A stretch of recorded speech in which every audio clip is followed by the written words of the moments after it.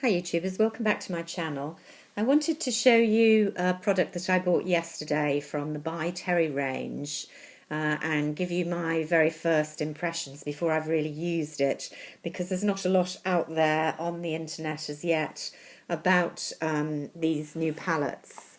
As I say, they're By Terry, the European range. I use one of the foundations by Terry, the Cover Expert, which is one of my holy grail foundations. I guess the most famous product in the range is the By Terry Baume de Rose, which is a rose-coloured, very emollient lip, nail, all over dry skin, rose-scented balm that's very popular, a kind of cult product. I have to say, a lot of the products in the range, which is a premium, expensive range, are rose scented or rose based, and I'm not a huge rose fan. So aside from the foundation, which I rate very, very highly indeed, as I say, it's probably my holy grail maximum cover foundation and the one I'd wear in the evenings or to a special event. Aside from that, I don't use a lot from the range, but I was taken by these two eye palettes. Well, there are two, I bought one, which, as I say, have just been released. I got mine from Space NK. I'm not sure they're even out in the United States yet. And they're a wet and dry formulation. The palette is £69, so it's not cheap. But you're getting 10 eyeshadows, which can be used wet or dry. The palette, you can see my finger marks already.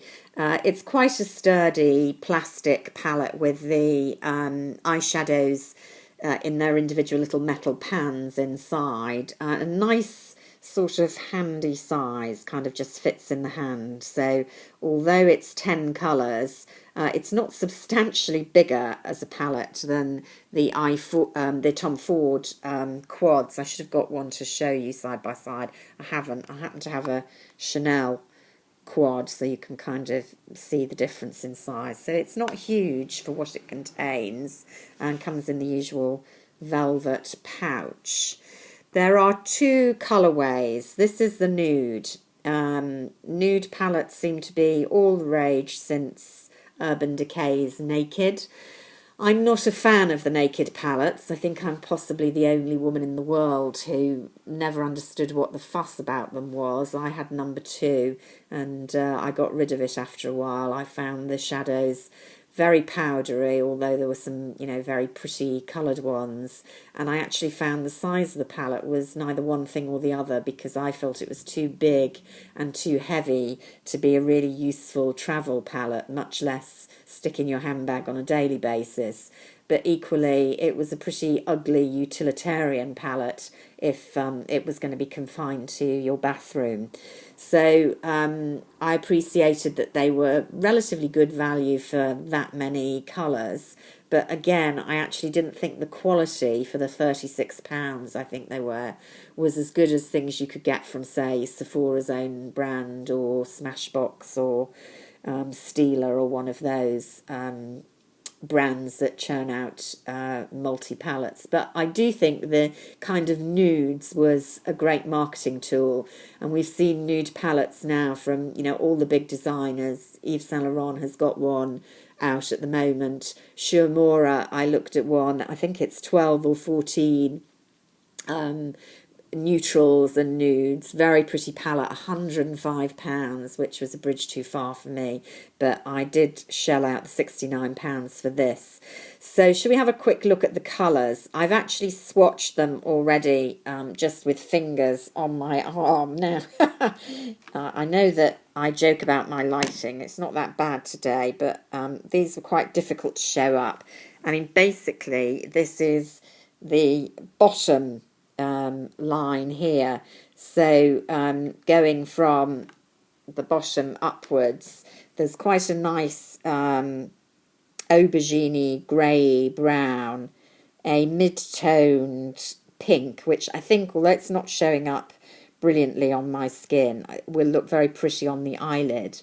Then the kind of almost apricot-y